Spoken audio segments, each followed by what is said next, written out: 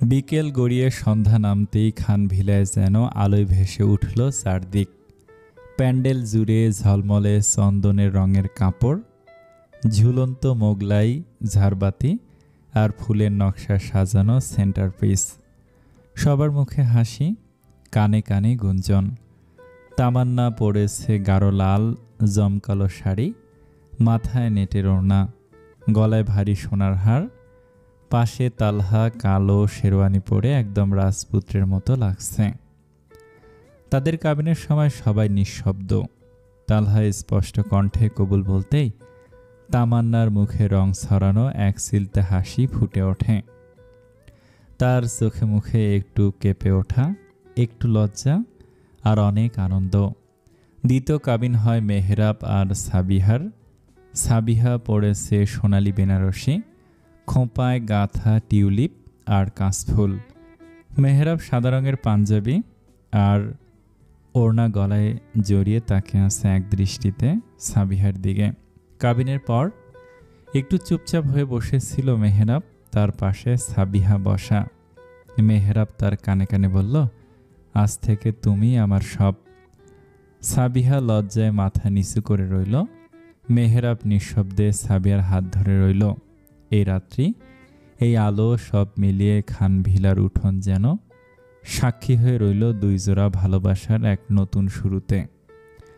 আরিশ ওর হাত ধরে একটু দূরে দাঁড়িয়ে আছে। বাড়ির সকলেই খুশি। খানবাড়িটা আজ আনন্দে আনন্দে ভরে উঠেছে। কেটে গেছে অনেকগুলো বছর।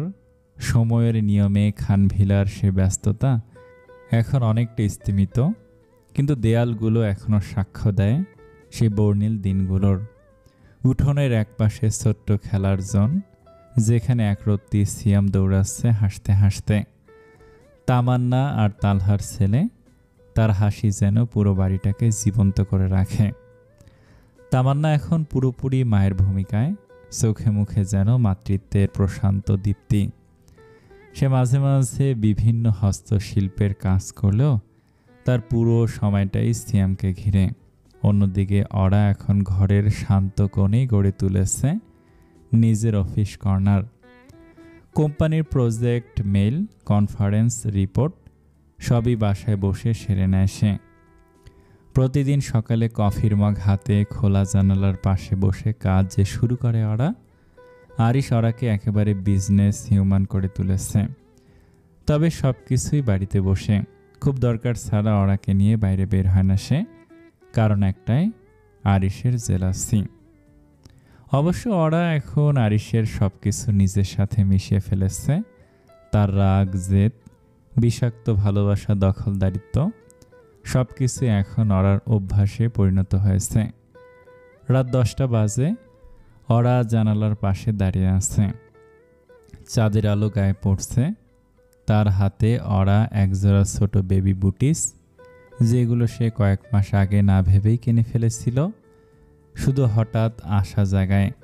আরিশ পেছন থেকে এসে ওরাকে জড়িয়ে ধরে। ওরার এই বুটিসটা বের করেছ?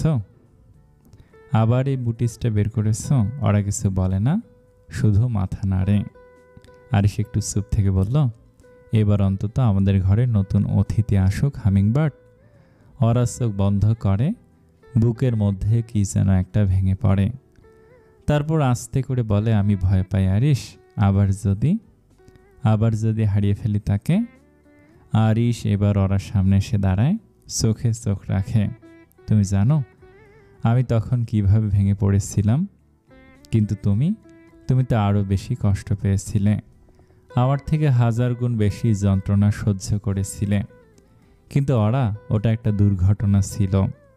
তাই বলে কি আমরা নিঃসন্তান থাকব?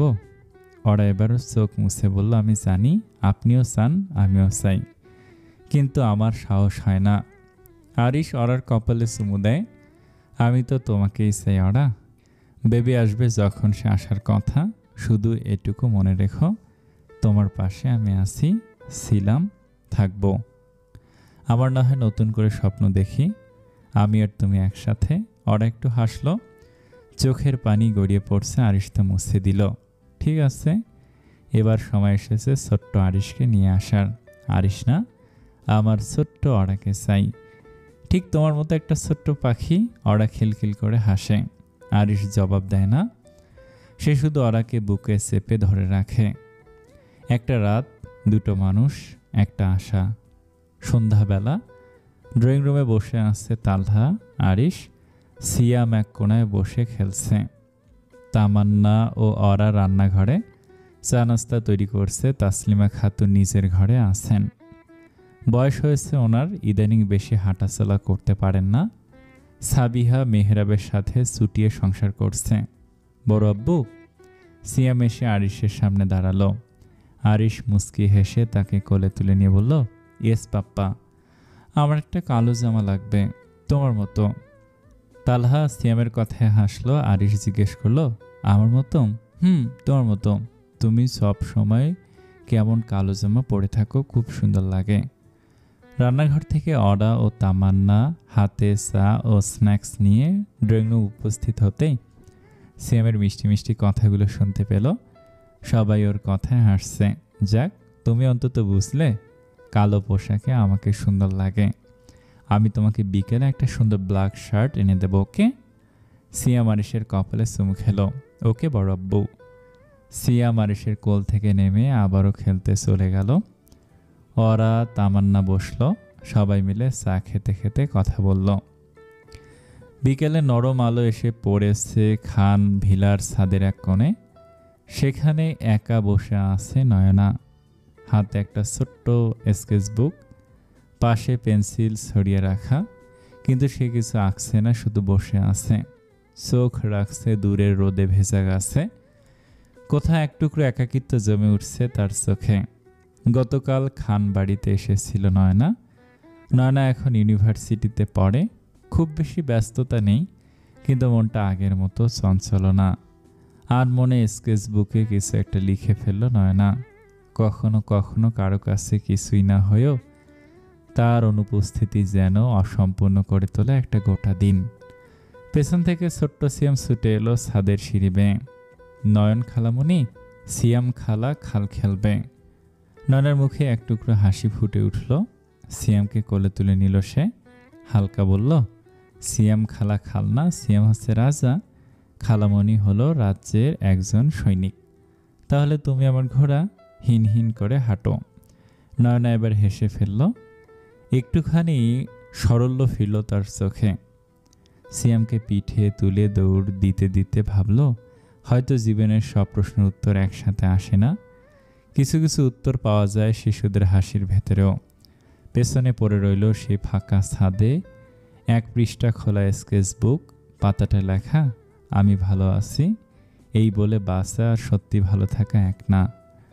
তামান্না ছাদে এসেছে জামা কাপড় তুলতে। সিয়ামও সাথে এসেছিল, তাই নয়নের সাথে সিয়ামকে খেলতে দেখে কিছুটা দূরে দাঁড়িয়ে হাসছে তামান্না। ওরা টেবিলে বসে ল্যাপটপে কোম্পানির একটা রিপোর্ট টাইপ করছে। চুল খোলা, চোখে হালকা চশমা, পরনে সফট মেরুন কামিজ। পাশে টেবিলে ধোয়া ওঠা কফির কাপ আর বাচ্চাদের কিছু ছবি ছড়ানো। আরিশ একটু আগে বাইরে থেকে ফিরেছে, এখন সে দাঁড়িয়ে আছে ওরার ঠিক পেছনে। ওরার কাঁধে হাত রাখতেই সে থেমে যায়, তাকায় পেছনে। আপনি এসেছেন? কখন ফিরলেন? এই তো মিনিট 10 হবে। তুমি কিছু খেয়েছ?